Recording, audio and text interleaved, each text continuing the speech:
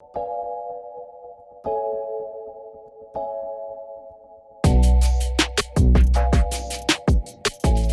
our second project presentation of session 2 will be with Psalm Bingham with assistance from Dr. Stephen Gasteyer.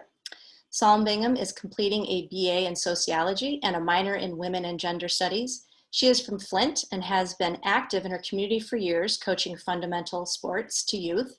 Upon graduation, she plans to attend law school, focusing on public interest law, and her interests revolve around systemic changes that can improve education, public policy, and legal action. This project, intended to develop an outline for youth entrepreneurship in the north side of Flint, with the help of WOW Outreach of Flint. The project will further WOW Outreach's goals of reducing violence through positive opportunities and increasing economic opportunities through the use of Flint's Community Capitals framework. Through this research, WOW Outreach will be able to address critical development needs, specifically focusing on youth empowerment and allow youth entrepreneurship to grow and prosper in the north side of Flint. Are you there, Psalm? You ready to present? I am here. How are you? Wonderful. I'm good. How are you today? Good. Yeah, wonderful. Okay, so if you're ready, you have your presentation and you know where the share button is? Oh, look it. All right, great. Let me see if I can get you guys on the slideshow. There we go. Yeah, excellent. All right. So, hi everyone. I'm Psalm Bingham, as Jennifer stated.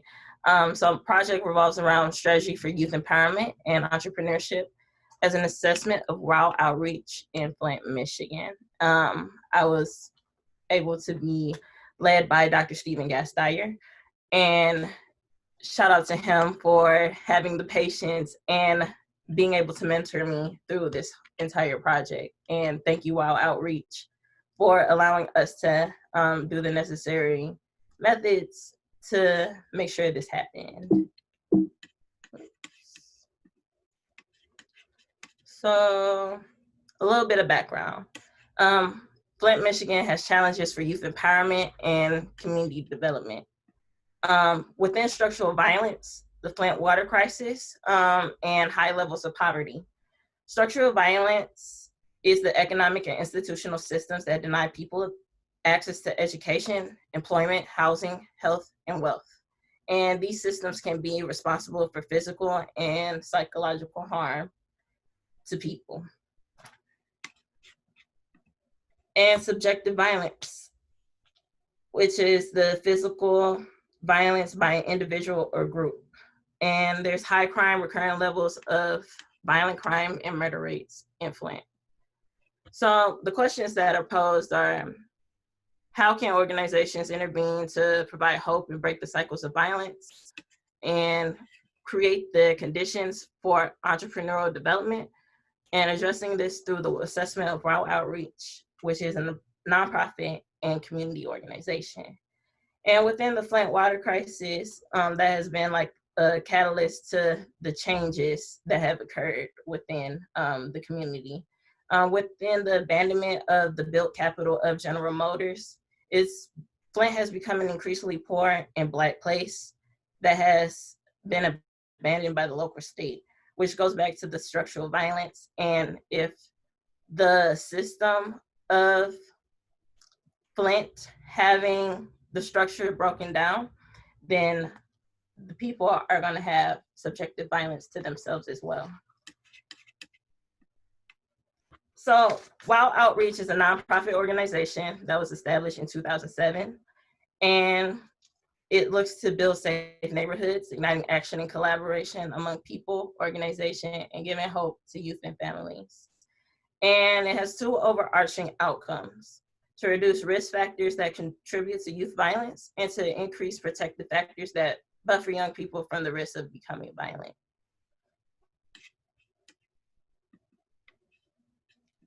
So the key questions that are posed for this assessment are, how does a community-based organization interrupt and prevent violence? Build the assets that support and affirm life. Build on existing community assets to create opportunities for empowerment and development, and integrate with community-wide development initiatives. So youth violence is one of the biggest social problems in the 21st century, with long-term effects on society and those who live in it. Trying to frame this around how violence prevention, community development, and youth empowerment in literature, we use violence as social, as a structural, not just interpersonal, violence prevention, and empirical evidence showing that community development interventions, including urban greening, reduces crime and violence. And while outreach reduces crime by supporting youth who are at risk of suffering and concurrently suffer from the socioeconomic outcomes, which encourages them from participating in criminal activities and being incarcerated.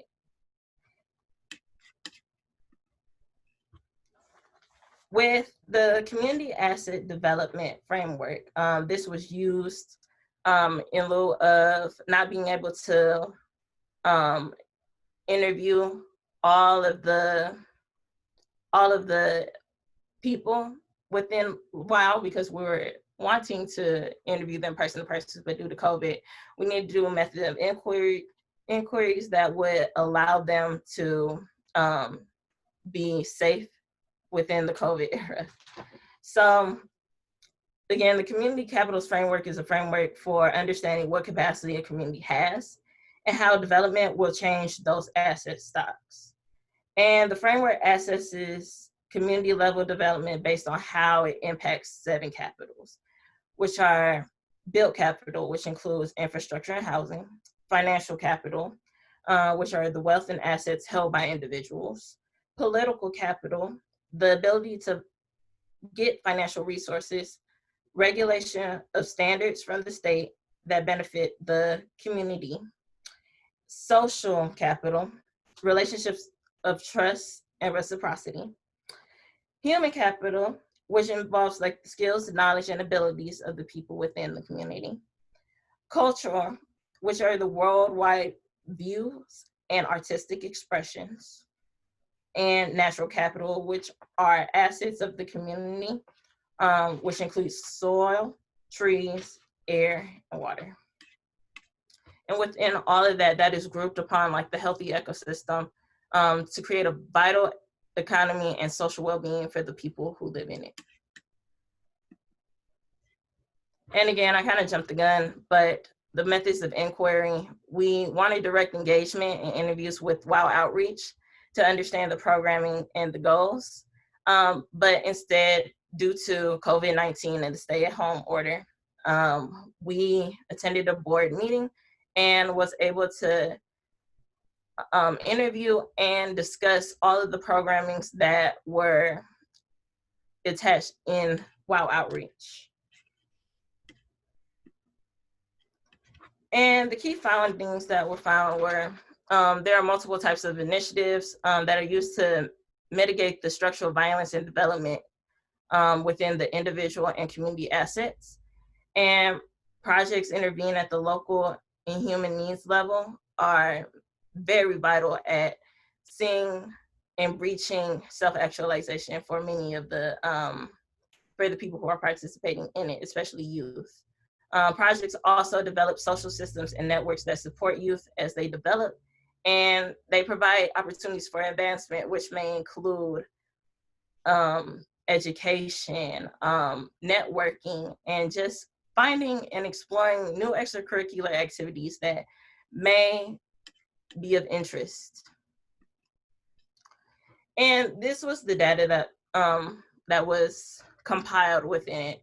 WOW Outreach has the Clean and Green program, Destiny House, Youth Ambassadors, Living Room Conversations, Tendaji Talks, and Unity March.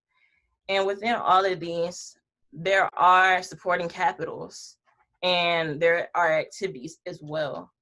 Many of it are social capitals to bring forth and bring together youth and the older generation. So there's like a cross-generational transfer upon how you can mentor the younger generation and even how the younger generation can mentor the older population. Looking at it with the Unity March, you see a broad span of ages come together in different pockets of the neighborhoods, because annually in June, there's like, they'll pick a different neighborhood and people will come all together. You'll see different age groups, just people out there marching for social justice, and any problematic issues that may persist in the community, and those people who want to implement positive change. Tendaji talks make the conversations that we may find uncomfortable, comfortable, and which is well needed for the social capital of the community and even in the world, to learn about the different and diverse ethnic groups residing within the city of Flint, and to talk about like cultural competency. Those are key values that we all just need. Living room conversations are programs and activities that promote health and well-being, for all of those younger teens and even young adults and even adults who need to know and receive access to resources that they may not know have existed before. And youth ambassadors developing the skills and leaderships and the resilience. So promoting the youth into knowing that there are different pockets of accessibility of where you are and where you're going. So these kids may not be fond of going to college, but taking them on the trips to a university such as Michigan State, that may change their whole entire mind. Destiny House, it provides housing for youth in the community, allowing them to have transitional housing, the human capital upon that, and bring them to know that they have a support system, especially because it is a rocky situation of what do I do next? Where am I at? I'm kind of in limbo. And with Clean and Green, the beautification of blight, especially in the north side of Flint, is allowing for youth and those who participate in the beautification to step up and see that there is rejuvenation within the image upon where you are. And just beautifying the lots and the houses that have been abandoned creates that. So while outreach engages in the critical activities that help communities define community development to solve the problems, improve quality of life for residents, recreate positive social interaction, oppose negative development, create economic vitality, and create local opportunities. And these programmings for underserved youth and community development has leveraged in almost all of the assets, as you could see from the previous chart. So the master plan was within the city of Flint. It's a blueprint that envisions the future of what Flint will look like in the next 20 years and how it desires to be looked at. And while outreach encompasses all of that, it hits literally all of the bullet points upon that. Flint's potential is limitless, and its people are tireless as they work to improve the city that they love and are resoundingly proud of. Literally, it never stops. You are always seeing people, especially within WOW, trying to make a change happen and trying to help people be a part of the changes that helps for Flint to look like the future. And the Flint Master Plan seeks to increase North Flint residents' satisfaction with the quality of life in their neighborhoods through advocating for and supporting policy, system, and environmental changes to provide the equitable access to safe, healthy, and vibrant communities. Overall, the quality of life is to enrich the human experience in the north side of Flint, and creating like the pinpoints upon the master plan you have the residents telling you what they want to see in their community. This isn't like a higher structure of the government telling you, like, this is what Flint should look like. These are the people who live in the community telling you what they want to see, how they want their capitals, their assets to look like, and how we can get there. And again, while outreach is committed to the same priority, offering the services in which youth are provided support and opportunities to invest in their human capital. And they're aligned with the guiding principles of adapting to change, quality of life, and youth, which is listed in the master plan, and youth is listed as the top priority. So empower residents and preventing violence. WOW creates that constructive conversation around difficult topics and ignites action and collaboration among people and communities, and most importantly, gives hope to youth and families living in historically disinvested neighborhoods. These pictures that you see are from the Unity March, which was it's held every June, but this one was from the past year. So you see the young lady holding up the New York Times, and it's showcasing the Flint water crisis. It's literally a movement of social justice. You'll see various movements of Black Lives Matter, the Flint water crisis. Life is just important to the people of Flint. And to mitigate the violence and to bring in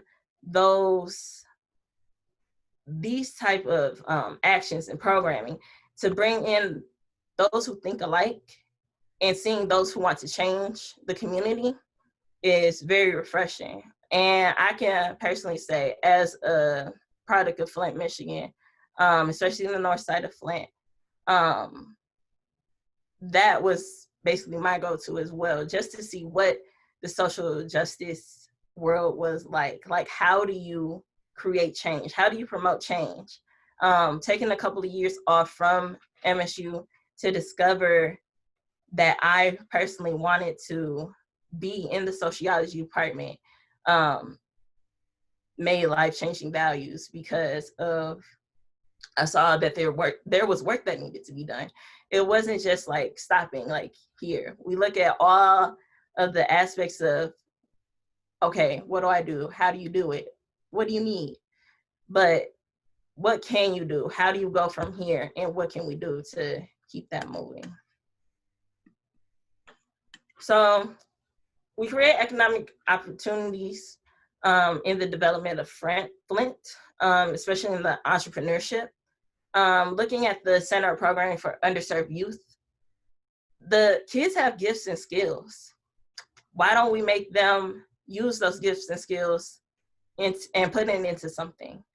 Clean and Green is a great example of that.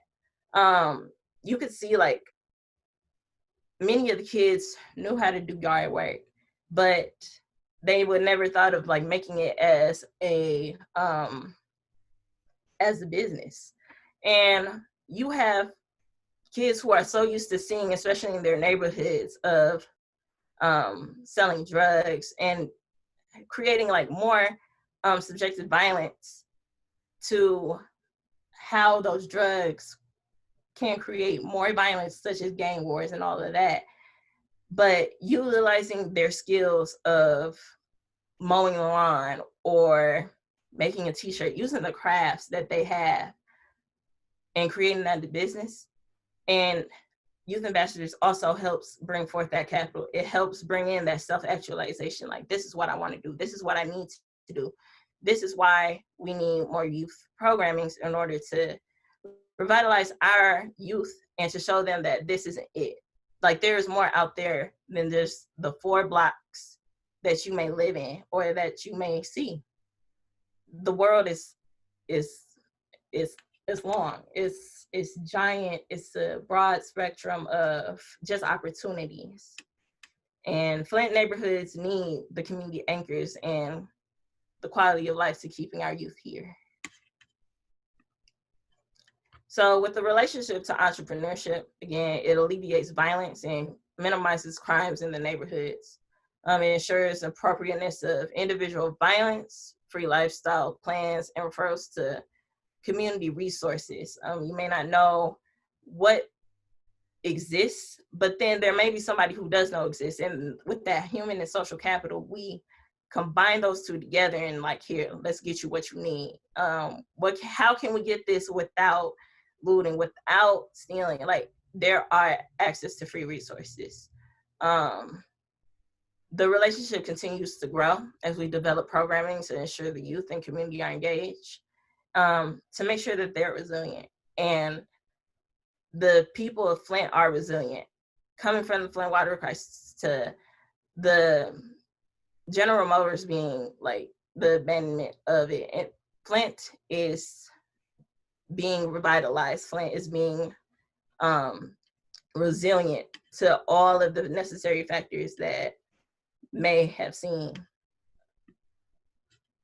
And in conclusion, the community capitalist framework is built on a web of relationships that exists within any given community and allows people to succeed and advance through associating together. So when we talk, we're always using the capitals and the assets. WOW is the direction as an organization that needs Flint's community members, and to have those community members talk, to have them use their assets, we achieve the community-oriented change and improve the quality of life that enacts the violence prevention through the multiple areas of programming. And formal and informal associations, networks, and extended families are treated as assets, and it may also mean to mobilize their assets of community. And this is the empowerment of youth can create conditions of entrepreneurial development in Flint. And thank you.